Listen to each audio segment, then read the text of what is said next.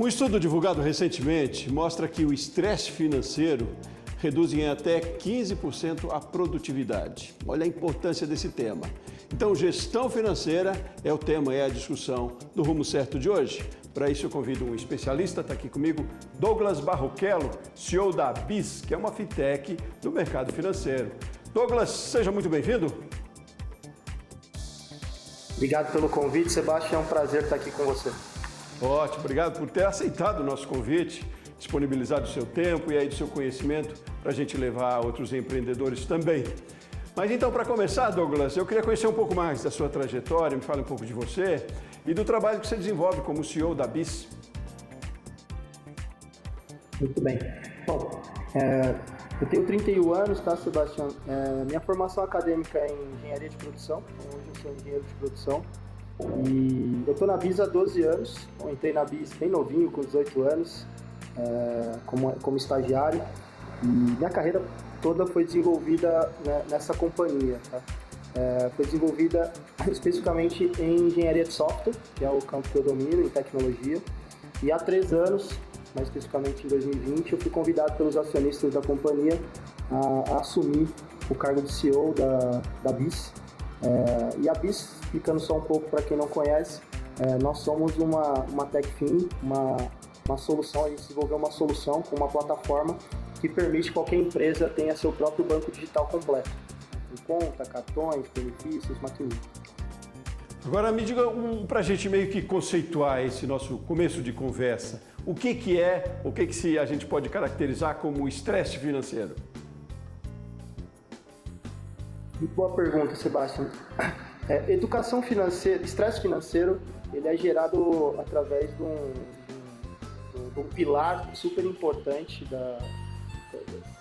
dos nossos pilares que temos, como saúde mental, saúde física, né? E a saúde financeira é um pilar super importante que precisa ser trabalhado, pois ele acaba causando uma consequência, se não for tratado, que é o estresse financeiro. E esse estresse, ele é gerado por uma má administração, uma má gestão das finanças pessoais, né, que são feitas pela população. Esse estresse financeiro, ele tem consequências graves, né? Então, quando a gente fala do ambiente, por exemplo, corporativo, os colaboradores que não tratam esse pilar, essa saúde, né, financeira, acabam gerando, né, inúmeros riscos ali pro dia a dia de trabalho, né? Ele não consegue se concentrar no trabalho, ele não consegue ter um bom relacionamento com os pares e efetivamente não consegue conduzir na sua melhor forma ali o trabalho que precisa ser feito.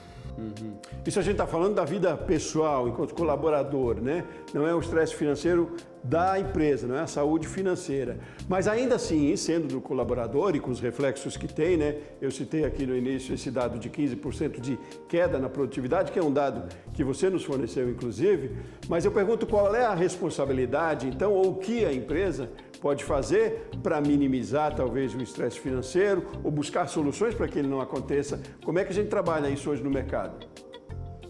Perfeito. Acho que trazer alguns dados também para conseguir conduzir essa discussão, Sebastião, trazer um dado da CNC, que é a Confederação Nacional de Bens, Serviços e Turismo, né, que fala que 79% da população brasileira hoje está endividada. E o que é estar endividada? Ela possui algum financiamento, alguma parcela ali que ela precisa pagar, né? E outro dado também que é importante é que 4 a cada 10 pessoas, pessoas adultas ali, a população adulta, possui uma restrição de crédito. E todos nós sabemos que uma restrição, o crédito é o que movimenta a economia, é o que fomenta o consumo, né? Então, isso são informações, são dados que nos levam à conclusão de que falta uma educação financeira na base. Então, existe uma lacuna hoje que foi deixada pela educação básica, que faz com que a pessoa, né, na sua educação básica, na sua infância, deixando de ter a educação financeira, no movimento que ele vai para a vida adulta, ele acaba tendo reflexos, né, impactos na sociedade como um todo. Então, esses dados são importantes a gente fazer um diagnóstico de que no momento em que, né, a gente tem essa lacuna deixada na educação básica, a gente não pode simplesmente, né, abandonar essa população que acaba não conseguindo se organizar financeiramente. E um dos papéis das empresas, além do trabalho que já é feito através dos outros pilares de saúde que eu mencionei, como saúde física, saúde mental, psicológica, é a saúde financeira. Então, as empresas estão cada vez mais se preocupando com esse pilar que está desassistido, né? E ela consegue preencher esse pilar através de ferramentas que são estão sendo criadas no mercado para conseguir fazer com que o colaborador consiga se organizar financeiramente. Ótimo. Pensando nisso... perdão. Não, isso, estou acompanhando seu raciocínio. Ótimo, não, ótima essa ideia. Vai avançando que eu lhe tenho uma pergunta mais para frente. Pode seguir. Legal. Bom, pensando nisso, Sebastião, a gente, aqui na BIS, a gente se preocupa muito com esse movimento que é feito através da revolução bancária. Então, a gente é uma fintech, no fundo uma techfin, que é até uma provocação, porque nós oferecemos soluções para as empresas serem fintech, serem bancos. E aí você vai perguntar, Douglas, o que tem a ver banco com gestão, estresse financeiro que é causado? Tudo, né? A gente desenvolve soluções para que, principalmente, as pequenas empresas consigam ter dentro do seu portfólio soluções financeiras mais aderentes. Então, se a gente for olhar a quantidade de micro e pequenas empresas, representam 99% de todas as empresas, né? E quando a gente fala de contratação, 50% da população com carteira assinada é feito através dessas empresas, tá? Das micros e pequenas empresas. Falando de microempresa que fatura até 360 mil no ano e de pequenas empresas até 5 milhões no ano. Essas empresas, elas nunca tiveram condições de pensar em ser um banco digital, né? E com as nossas soluções, ela consegue hoje ingressar no mundo financeiro, levar para seus clientes, fornecedores e principalmente colaboradores soluções financeiras aderentes e que consigam estimular e potencializar a sua própria marca, né? Uma dessas soluções é o benefício flexível, que eu comentei. Então, as empresas hoje conseguem oferecer aos seus colaboradores benefícios flexíveis que permitam com que o colaborador, né, tenha a liberdade de escolher qual é o valor que mais se adapta à realidade dele.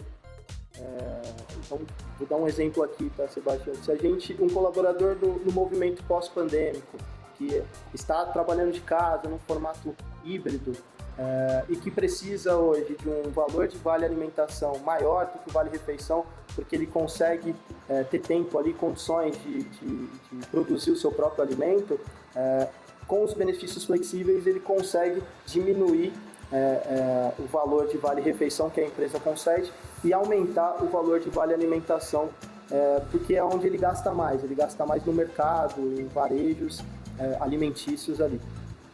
E dentre outros exemplos, né, ele consegue se organizar nessa estrutura de acordo com a realidade que ele tem. Rapaz, mas isso é uma revolução, isso é muito bom, é uma forma de controlar sem controlar, mas ao mesmo tempo te dá a liberdade de jogar aqui e ali, é mais ou menos isso, a grosso modo. Agora, a viabilidade disso para as empresas, como acontece? Como eu posso adotar na minha empresa, por exemplo, todo esse processo, ter todas essas ferramentas? Isso é de um custo alto também? Isso é burocrático? Como é que acontece isso hoje? Essa é a melhor pergunta, tá, Sebastião? O custo para a empresa é zero, tá? Hoje a gente oferece uma solução completa e o nosso maior diferencial na BIS é realmente levar a marca da empresa. E por que a marca da empresa? Não é incomum a gente ver as empresas pagando o salário dos seus colaboradores, os benefícios flexíveis dos seus colaboradores, utilizando um banco ou um gestor de benefícios que utiliza a marca dele, né? Na nossa solução, não. O protagonista é a própria empresa.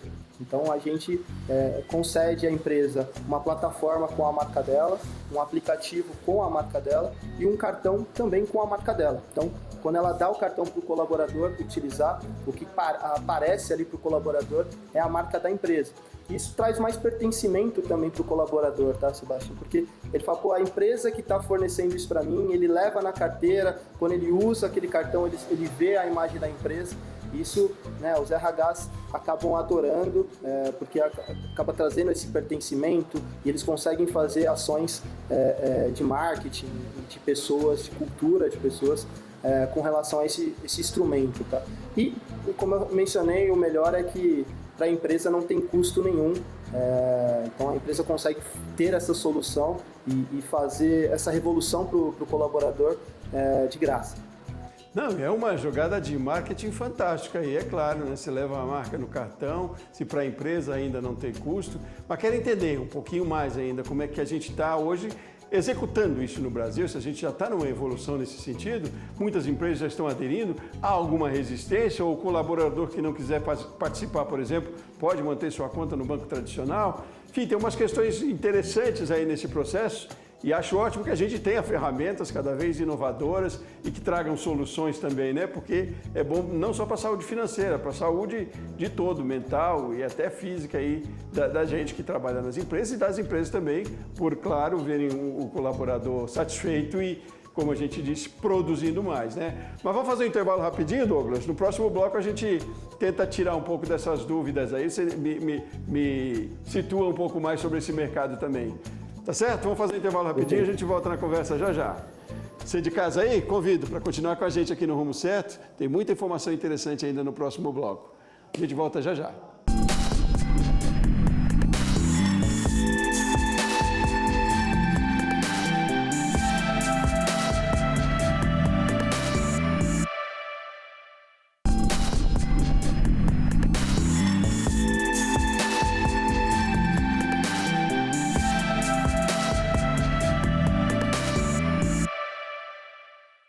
Muito bem, estamos de volta com o Rumo Certo. Hoje a gente está falando sobre gestão financeira. E eu vou repetir um dado que dei lá no início, dada a importância dessa discussão hoje aqui. Um estudo mostra que o estresse financeiro reduz em pelo menos 15% a produtividade. Isso nas empresas, isso nas nossas vidas também. Olha o quanto é importante e por isso a gente vai continuar nessa conversa. Por mais um bloco, está aqui comigo Douglas Barruchello, CEO da BIS, que é uma fintech, ou uma techfin, né, Douglas, como você diz aí, de soluções para o mercado, soluções financeiras. Muito bom que você trouxe para a gente aí um alento, eu diria, no bloco anterior, falando dessa ferramenta, que para mim é extremamente inédito, novo isso, mas muito bom, né, de plataformas, de ferramentas que podem dar soluções financeiras, de lidar como eu diria, com pagamentos, talvez, de colaboradores, com a situação financeira de colaboradores dentro das empresas. Você já explicou como funciona. Quero saber um pouco mais sobre o mercado hoje. A gente está trabalhando nessa linha, tem muitas empresas que aderiram já a isso. A gente está vivendo essa revolução aí desbancarizada, eu diria, não? Sem dúvida, tá, Sebastião? Se a gente for olhar o mercado financeiro como um todo, tá, Sebastião? Começando lá nos campos que eram as trocas não financeiras, trocas por pedras, alimentos, né? Antes da existência do banco, até a chegada do banco, a gente até chama de banco 1.0, com a chegada do banco, os bancos físicos, né? Com agências físicas, que a gente ia até as agências para abrir a nossa conta, a gente pagava tarifa. E com a tecnologia permitiu com que chegasse um outro movimento que a gente chama de Banco 2.0, no qual os bancos digitais eram protagonistas, como o Nubank e dentre outros, onde você abre a sua conta através de um aplicativo do celular, não paga tarifas para utilizar aquele serviço. E agora a gente está vendo, até acelerado pelo movimento pós-pandêmico e também pela competitividade que está sendo fomentada pelo Banco Central, a chegada do Banco 3.0. O Banco 3.0 é a descentralização dos bancos, ou seja, cada empresa está entendendo que pode ser o seu próprio banco. Tem até uma frase do Bill Gates, de 1994, que ele diz que as pessoas não precisam de bancos, precisam de serviços bancários. E através de soluções como a nossa, como a Visa oferece, as empresas elas conseguem potencializar, criar novas linhas de receita e reduzir custos, se tornando o seu próprio banco digital, tá? Então, a gente tem vários serviços aqui que a gente oferece para as empresas, né? Como conta digital, cartão de crédito, maquininha de cartão para aceitar pagamentos, tá?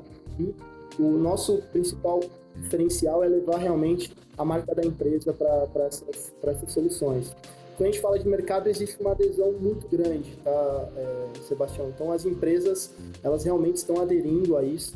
Não é à toa que a gente vê, quando a gente entra em alguma loja de vestuário, a gente entra na loja, a última coisa que eles oferecem, né, numa Renner, numa Riachuelo, são roupas, né? Eles oferecem o cartão da loja, oferecem empréstimos. Então, é um movimento que já vem acontecendo agora com mais intensidade. E na parte de benefícios, a gente entende que é uma ferramenta essencial e fundamental para os colaboradores, os benefícios flexíveis, tá? Então, acho que é uma solução que a gente acaba reunindo, a solução completa ali, tanto de banco digital quanto benefícios, para que a empresa possa ingressar nesse movimento do Banco 3.0.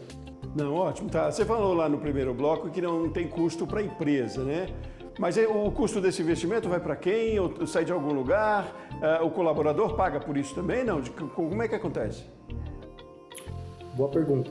Não existe custo nem para a empresa, nem para o colaborador, tá? E aí você fala, pô, onde está a pegadinha aí? Toda utilização do cartão todo o uso que o colaborador faz do cartão gera uma receita e a gente fica apenas com essa receita. Então, essa receita já é o suficiente para pagar os nossos custos aqui e cobrir as nossas margens. Por isso que a gente consegue, né, não cobrar da empresa para ter essa solução e nem do colaborador final. Certo. Ainda assim, que setores estão usando mais? Você falou que já há um crescimento, né, de mais empresas usando, fez referência a grandes lojas de departamentos e principalmente de roupas. Mas que setores estão usando mais já dessa sistemática? E se todos podem também, é bastante democrático esse sistema? Posso implantar um sistema desse, mesmo que eu tenha poucos colaboradores, ou não é viável isso? Como é que é nesse sentido? Outra excelente pergunta, tá, Sebastião, que a gente escuta bastante. Poxa, eu tenho 5, 10 colaboradores, eu consigo ter? Consegue. Então, não tem... Você tem um colaborador na sua empresa, você também já consegue ter essa solução, tá? São vários nichos diversos. A gente tem empresas no âmbito de educação, transporte, é um nicho que também vem crescendo muito na oferta desses produtos, tá? Lojas de departamento, varejo em geral, né? O varejo é um grande consumidor dos produtos que a gente oferece. E quando a gente fala especificamente em benefícios, né, benefícios flexíveis, ou seja, soluções para os colaboradores, a gente está falando em pagamento de salário, está falando entre os benefícios que eu mencionei, refeição, alimentação, saúde, mobilidade, cultura, qualquer tipo de benefício que a empresa queira dar para a empresa, auxílio home office, ele também consegue. E também são as soluções de crédito, tá? Então, consegue oferecer ao colaborador também um empréstimo pessoal, um cartão de crédito atrelado à folha de pagamento do colaborador, com taxas muito menores do que o mercado pratica. Ótimo, ia entrar bem nisso, estava aqui já pensando e eu quero saber de outros benefícios, porque nos bancos tradicionais ou no sistema tradicional, no mundo analógico, que nem é do seu tempo, né? O relacionamento com o banco era muito importante justamente para se conseguir outros benefícios, como o crédito, que é de extrema importância para empreendedor também, né? E aí, nesse sistema, dessa forma também, esses benefícios vêm junto, quer dizer, não se perde nada, o concorrente de vocês não é mais o banco, né? Acabam sendo outras fintechs, então, nesse mercado, né? É cada vez mais eficiência, mas com cada vez mais benefícios também, então isso é assegurado para o colaborador e para as empresas também. Perfeito. A gente resolveu um problema, Sebastião, que as empresas, elas entendiam que tinha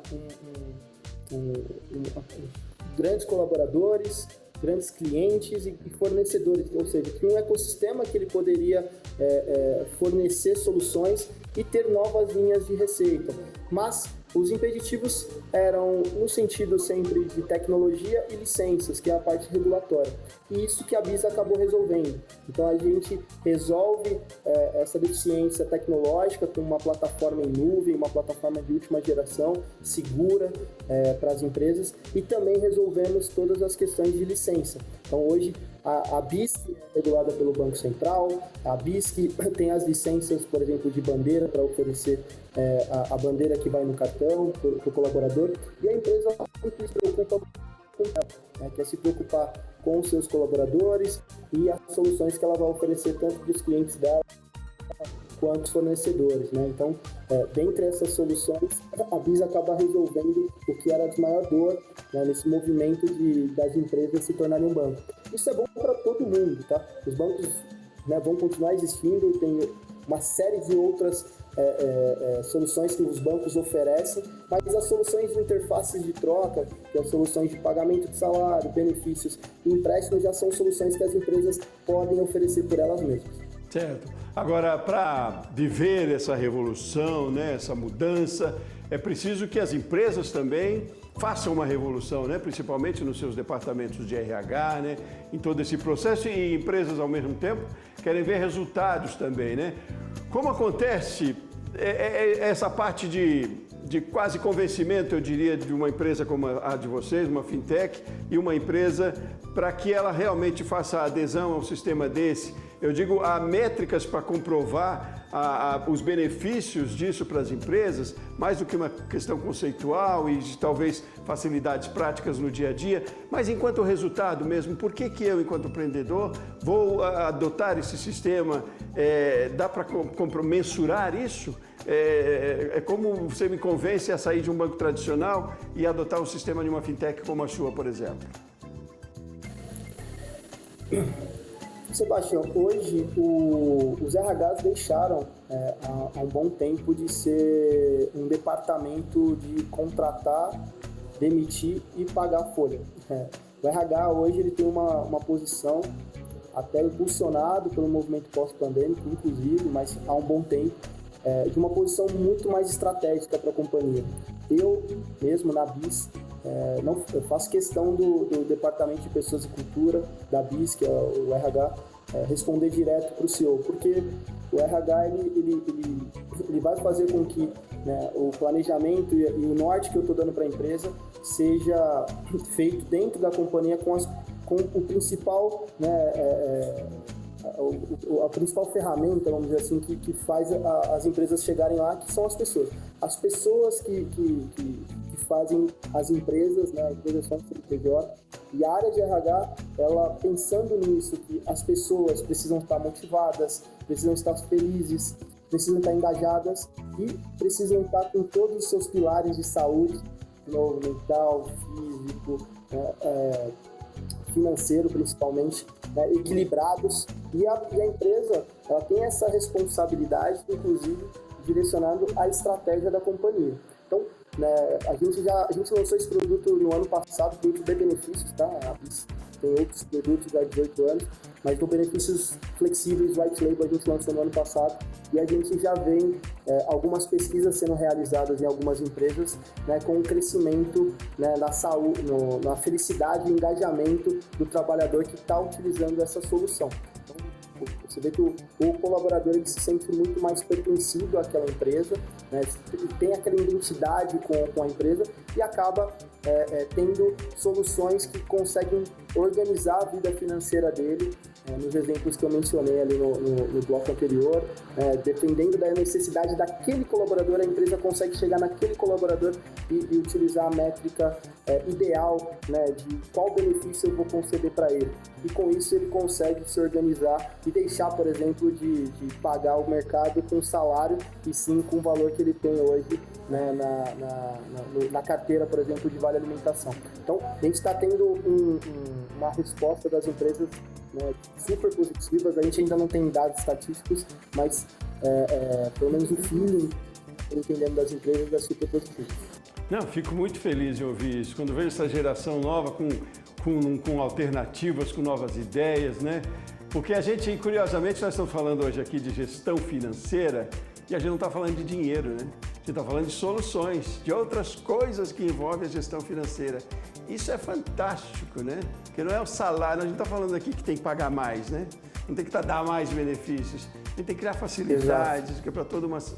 Rapaz, isso me empolga demais, me deixa muito feliz que a gente esteja entrando nessa tendência. Tem muito RH que precisa mudar ainda, a gente sabe disso, mas a gente acredita na mudança, e isso é que é importante também. Douglas, repito, feliz demais conversar com você aqui, foi muito proveitoso, aprendemos muito com isso, tenho certeza eu aqui, gente de casa, das empresas também. Muito obrigado pela sua participação aqui no Rumo Certo hoje. Eu que agradeço, Sebastião, foi um prazer compartilhar um pouco com você sobre essa revolução que vem acontecendo no mercado. E parabéns pela iniciativa, pelo programa, que é riquíssimo para as empresas se antenarem do que está acontecendo e melhorarem, né, a educação financeira e a saúde financeira, né, dos seus colaboradores. Muito bem, muito obrigado a você de casa, você aí da sua empresa que acompanhou o Rumo Certo de hoje. Eu volto no próximo programa, um forte abraço e até mais.